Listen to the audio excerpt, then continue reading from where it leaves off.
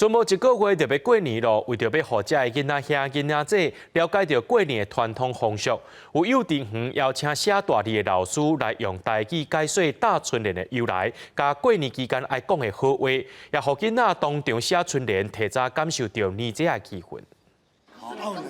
有两个人作业，伊拢伫咧桃仔树骹去甲遐毛鬼怪杀死。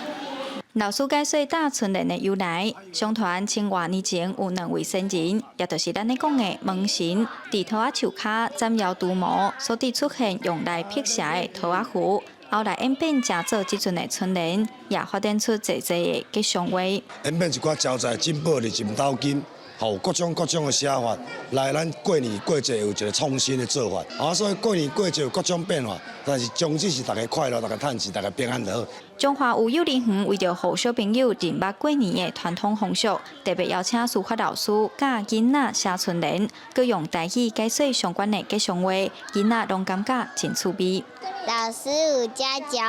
招财进宝，讲这台语。 老师写春联做水的，有趣味无？有趣味。